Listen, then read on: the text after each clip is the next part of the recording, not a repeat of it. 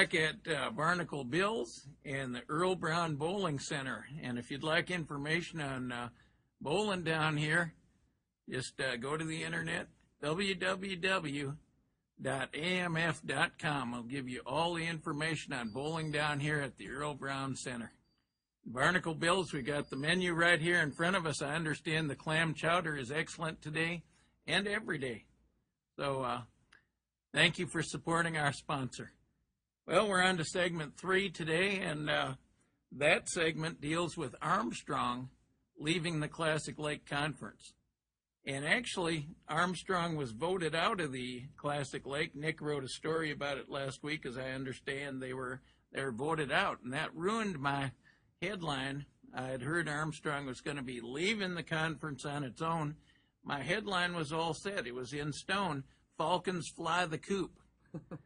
But now, of course, being pushed out, I guess they were pushed out of the nest, so to speak, Nick. Yeah, in writing and words only. I think this is something that has been tossed around for 2 or 3 years now, and it's needed to happen. Technically, yes, Armstrong was voted out by the superintendent of the school. The vote was 4-1. Stan Mack, the superintendent of the Robbinsdale School District, was actually the lone vote for Armstrong to remain in the conference. That said, this is good for the school. The enrollment-wise, participation numbers-wise, they're way down. They can compete in some sports, in others they flat out can't. This is something that is going to have to be done, and a lot of schools were kind of waiting on this to see what was going to happen. There's a lot of people that believe Armstrong really was the first domino that could really, get this thing rolling and reshape a lot of the conferences in the Metro. And Mike, the Lake Conference is one.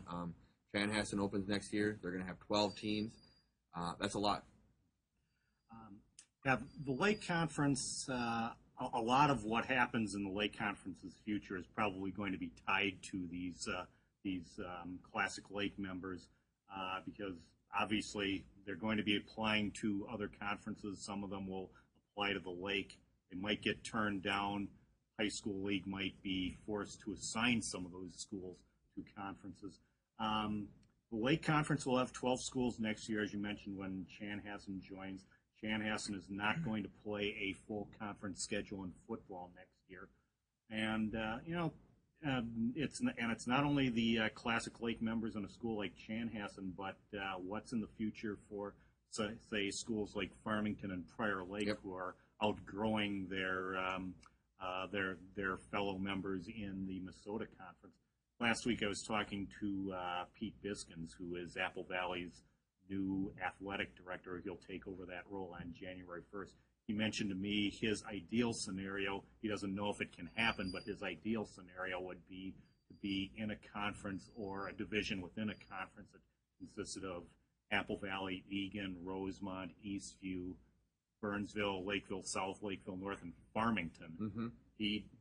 He'd like to see Farmington come into the conference. He thinks that's possible.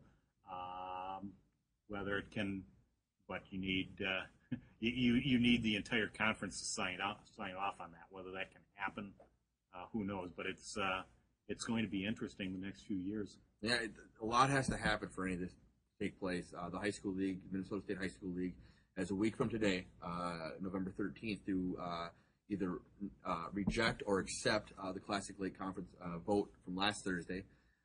If they accept it, then the 5 schools are kind of on their own in terms, I believe they each have to apply to what is quote-unquote 2 viable fits in terms of conferences. If that comes to be, if any conference they apply to says yes, the school has to go.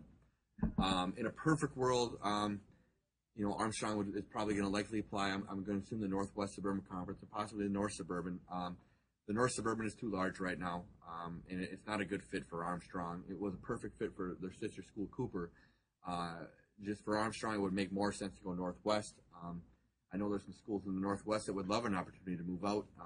Like I said, this domino thing. And you look on the east side of the metro as well. East Ridge is opening next year in the Cottage Grove area, which will give them another school. And believe me, I believe that there's some schools on this side of the city that are in the suburban east that would love to get rid of those long bus rides to Hastings and Park Cottage Grove and Woodbury.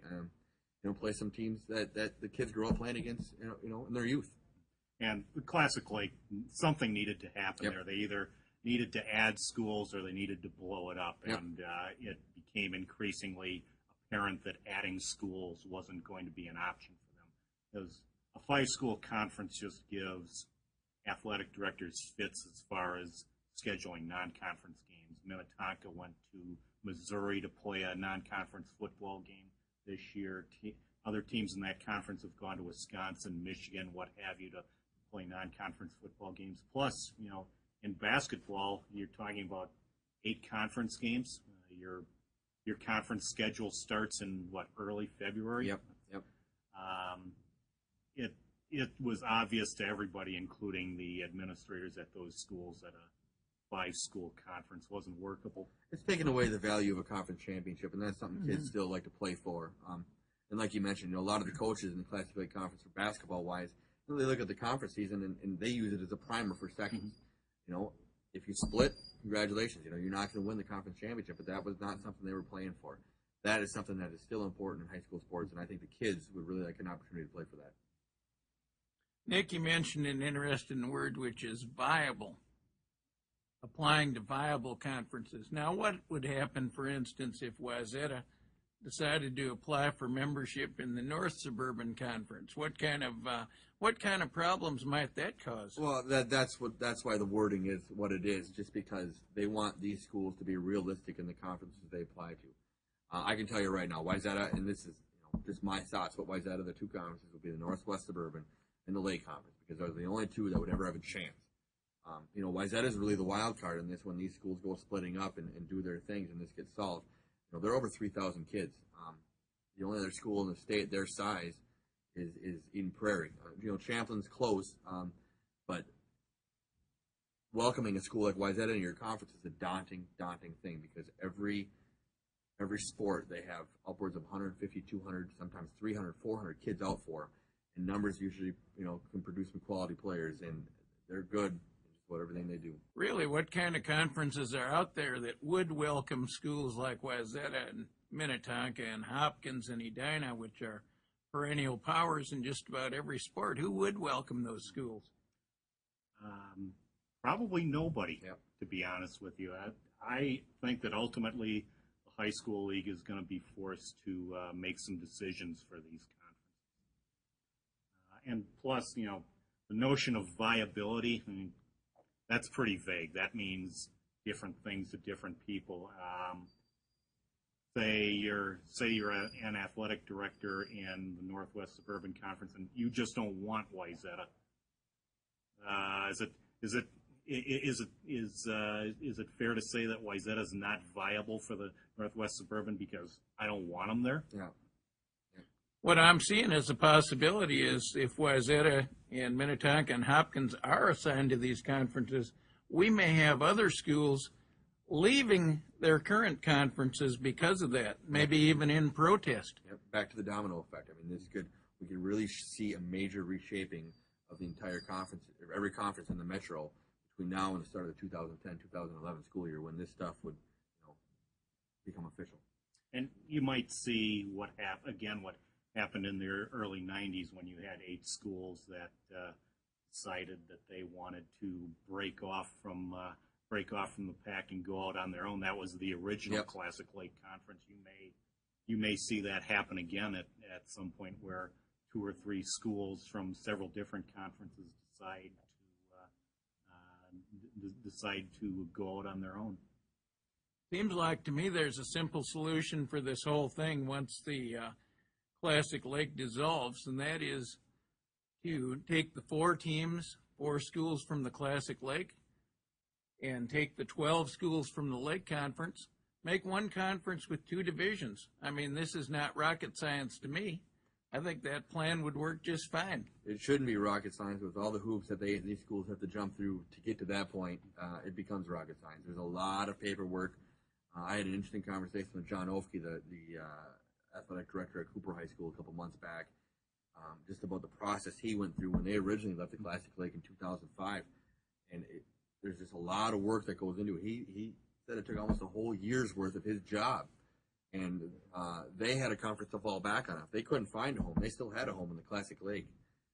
Armstrong, for example, doesn't. If they can't find a home, they're going to have to be placed, and that's when this thing can get ugly. Mr. Olsky did a great job, by the way. He landed on his feet in the North Suburban Conference and gave Cooper a good competitive balance with the other teams. And I'm hoping Armstrong will be able to find the same competitive balance elsewhere. And I wish them the very best as they go on from the Classic Lake to a new conference.